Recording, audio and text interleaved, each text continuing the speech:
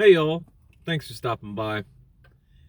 So, self-deprecating humor is kind of a problem, and I don't think a lot of people realize it's a problem. They just kind of think that it's normal. And I used to be that way, I'll be honest, for most of my life actually. That was my go-to for humor, self-deprecating stuff. I looked at it a lot like if I can make fun of me, it doesn't really matter if other people can make fun of me because I've already done it. So it doesn't, what harm can they do? There's a couple of problems when it comes to self-deprecating humor. And the first one is how it affects the people around you. Most of the time, that kind of humor makes people uncomfortable. It does.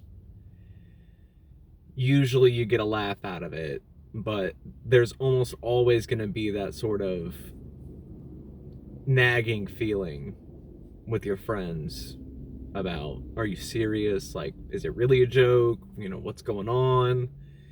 And they might not say it in the moment, but it happens. They'll think about it. Hopefully they'll ask you about it, but most of the time people don't, because they look at it like, well, if you're making a joke out of it, you must not really think about it. You don't think about it that seriously. The second problem with it, and I've talked about this before when it comes to making jokes, I don't like to joke police anybody, but the type of humor that you're used to, the type of jokes that you tell, it will affect how you think.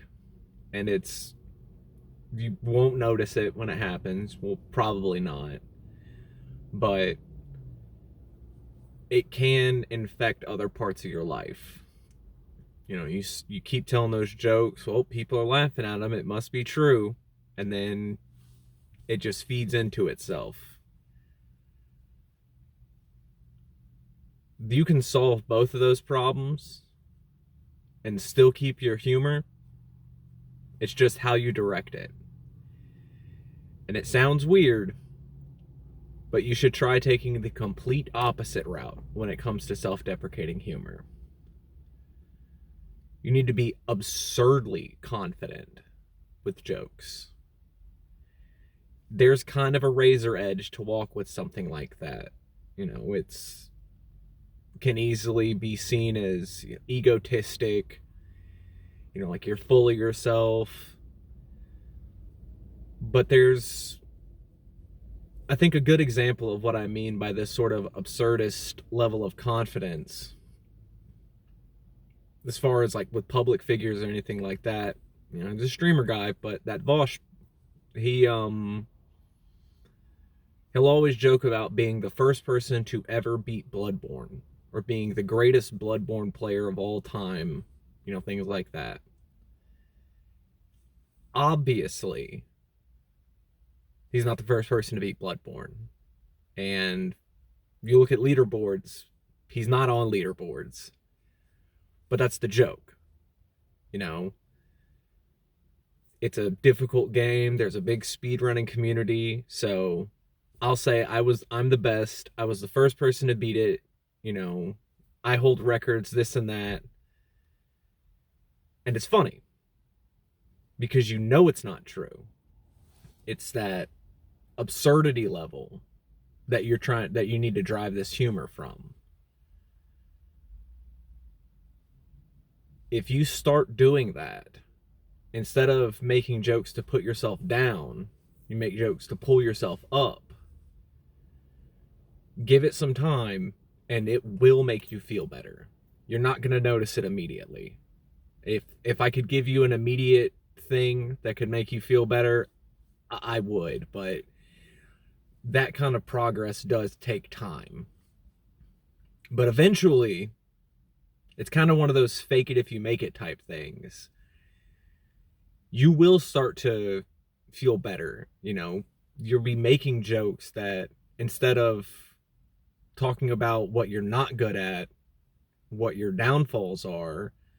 I mean, you could even still make jokes about things that you're not good at, but make it absurd. Make it the reason you can't do it is because you want to make sure everybody else looks like they're doing good. You know, things like that. Trust me. I've made self-deprecating jokes for probably 15 years. And I only started feeling better once I stopped. Once I started, you can still be funny, but go the other way with it. Ridiculous, absurd levels of confidence. Still a joke, but so absurd that people know that it's a joke. Your friends will laugh harder. You might make new friends, and you'll feel better. I promise. Give it a shot. Let me know how it works for you. Y'all have a good day.